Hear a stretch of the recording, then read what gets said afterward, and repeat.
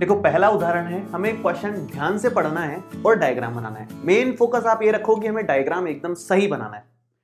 धरती पर एक मीनार ऊर्ध्वाधर खड़ी है। धरती के एक बिंदु से, जो मीनार के पाद बिंदु से 15 मीटर दूर है, मीनार के शिखर का उन्नयन कोण 60 डिग्री है। मीनार की ऊंचाई ज्ञात कीजिए। बहुत सिंपल सा इसका डायग्राम बनेगा, ध्यान से देखो आप। यहां पर मैं एक मीनार बना देता हूं। ये मीनार है कुछ ऊंचाई की, जिसकी ऊंचाई हमें निकालने को बोला है। और मीनार के पाद बिंदु से, पाद बिंदु यही है इसका, उससे कुछ 15 मीटर की दूरी पर यहां पर एक बिंदु है। इसने ये बोला है धरती के एक बिंदु से, ये धरती का एक बिंदु है जो मीनार के पाद बिंदु से 15 मीटर दूर है, इससे मीनार के शिखर का उन्नयन कोण 60 डिग्री है। मीनार के शिखर का उन्नयन कोण, मीनार के शिखर से इसको जोड़ दूं और फिर ये जो क्षैतिज रेखा बन रही है, क्षैतिज स्तर बन रहा है, उससे उन्नयन कोण ये 60 डिग्री दिया हुआ है क्वेश्चन में। उन्नयन कोण ऐसे ही बनता है दृष्टि रेखा से क्षैतिज रेखा का। बहुत सिंपल सा है। अब यहां इसको आप लिख दो ए बी सी त्रिभुज बन गया है, 90 डिग्री वाला त्रिभुज है। हमें इसकी ऊंचाई ये बतानी है, ए बी का मान निकालना है। और क्या दिया हुआ है, बी सी दे रखा है 15 मीटर। सिंपल, इतना क्वेश्चन में दिया हुआ है, वो हमने लिख लिया। निकालना क्या है, ए बी। ए बी लिख लो या इसको एच नाम दे दो, हाइट आपकी मर्जी है, या सिंपल ए बी रहने दो, वो आपकी मर्जी है। वो हमें निकालना है। अब निकालने के लिए आपको बेसिक त्रिकोणमिति का इस्तेमाल करना पड़ेगा। वो ये कि थीटा के जस्ट सामने वाली भुजा को क्या बोलते हैं हम लोग, लंब बोलते हैं। और 90 डिग्री के सामने वाली भुजा को क्या बोलते हैं, कर्ण बोलते हैं। और तीसरी जो बची वो क्या है, आधार है।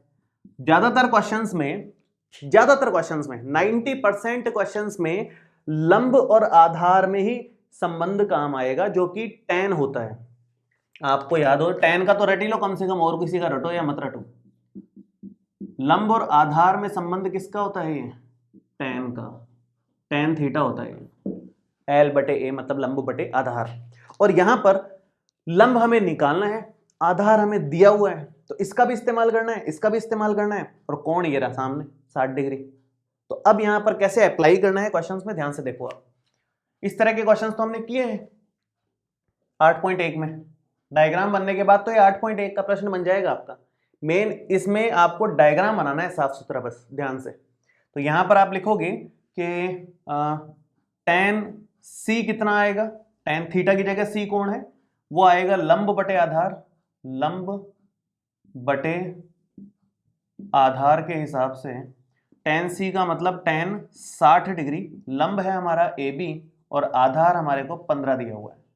ठीक है, tan 60 कितना होता है, अब ये आप टेबल में देख करके निकालोगे। तो टेबल में देखोगे तो tan 60 का मान है √3।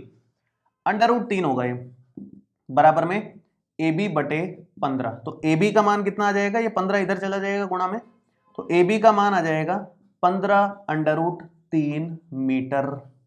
अगर किसी क्वेश्चन में आपको √3 का मान दे रखा है तो आप वो मान रख करके 15 से गुणा कर देना, अदरवाइज इसको यहीं छोड़ देना, कोई दिक्कत की बात नहीं है।